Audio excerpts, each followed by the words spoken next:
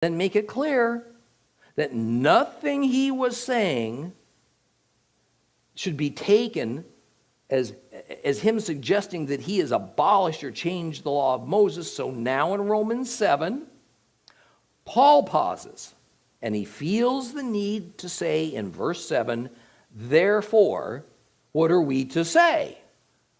That the Torah is sinful? Well, heaven forbid. Rather, the function of the Torah was that without it, I would not have known what sin is. For example, I would not have become conscious of what greed is if the Torah had not said, thou shalt not covet. See, here's the thing. Does not much of modern day Christianity advocate, or at least heavily imply, that for believers, the law of Moses has become sin for us? That for us to go back to the law, as it's often slanderously put, is somehow an affront to God because of what Yeshua has done for us. By the way, as an aside, I'll bet many of you have no doubt been asked by well-meaning believers, why would I want to go back to the law? I've been asked that 500 times. I finally figured out a response. Okay, tell me, what was it like when you were living under the law?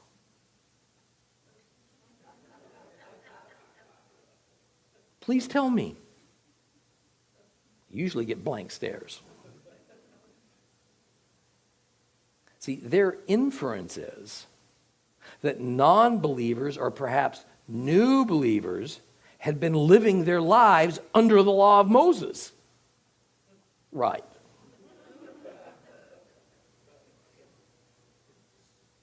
I mean, the vast majority of non-believers and even new believers have no idea what the law of Moses is.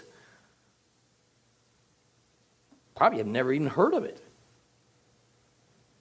As I've mentioned many times when I taught the Torah, the law of Moses was only ever for the redeemed.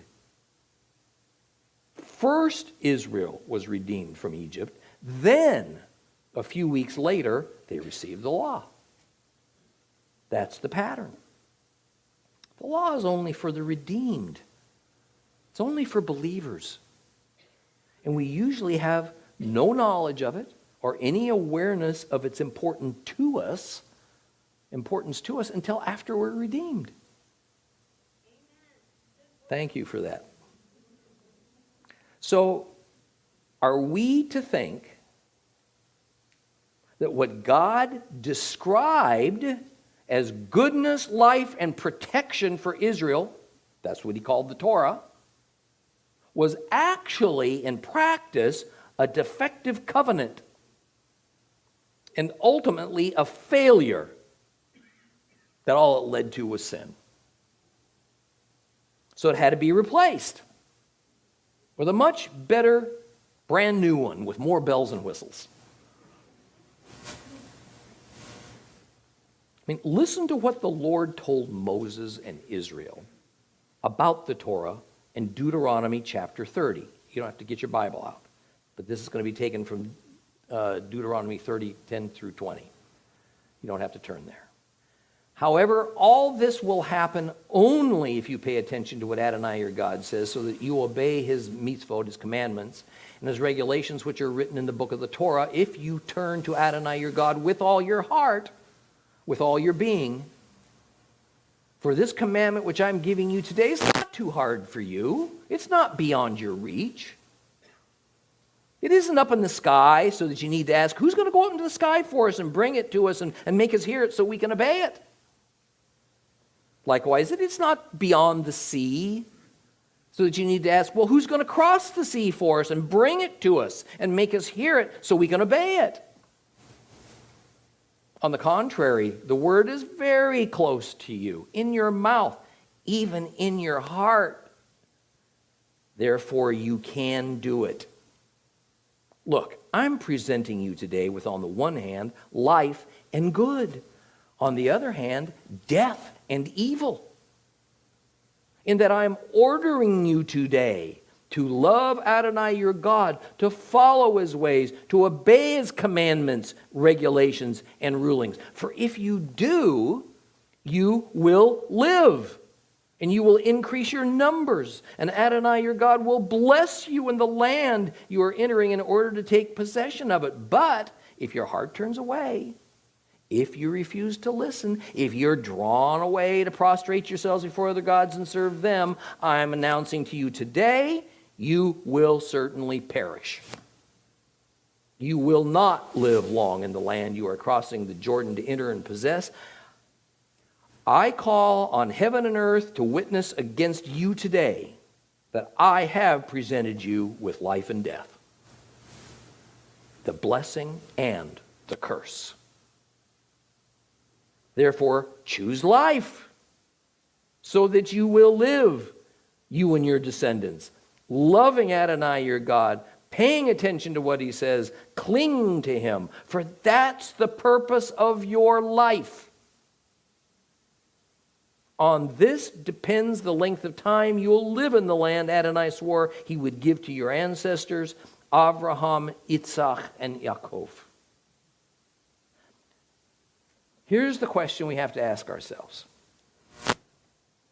Did the Lord actually pull the most cosmically monumental bait and switch operation in history upon mankind by first giving Israel the law of Moses, saying that this covenant means blessing and life for you, demanding that it's obeyed, but then later retracting it all as defective and overall just a bad idea?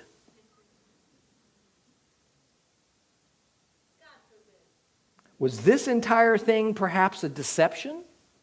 Just a ruse?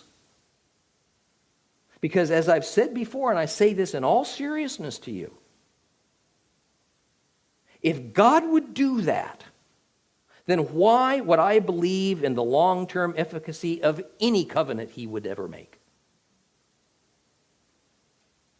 Why wouldn't he offer us all this forgiveness and mercy through Christ, but then one day simply decide it wasn't working out all that well, abolish it, and create something else entirely?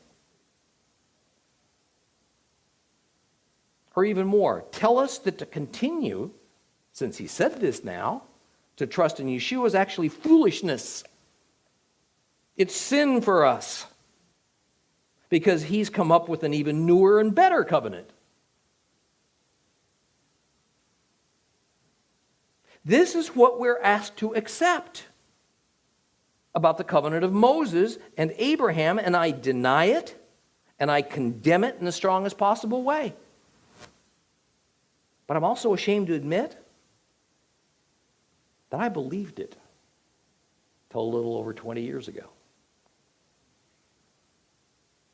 But even more, do we find anything in this statement in Deuteronomy or anywhere else in the Torah that the entire purpose of the Torah is merely to show us what sin is? No, we do not. Thus, when Paul says at the end of verse 7 that without the law he wouldn't have known what sin is, he's only doing what Paul regularly does as his teaching and writing style. He will highlight a certain aspect of a much larger theological matter in order to make a point.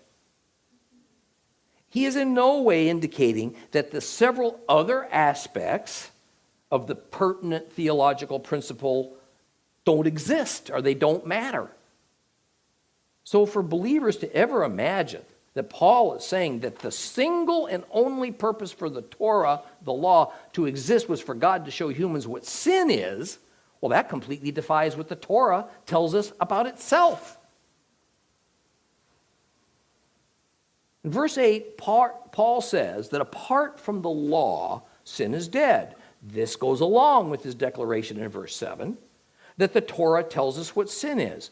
The point of the next three verses is to say that while on the one hand, the law is certainly not sin, on the other hand, it can't be denied that the law has been exploited by sin for its own wicked purposes.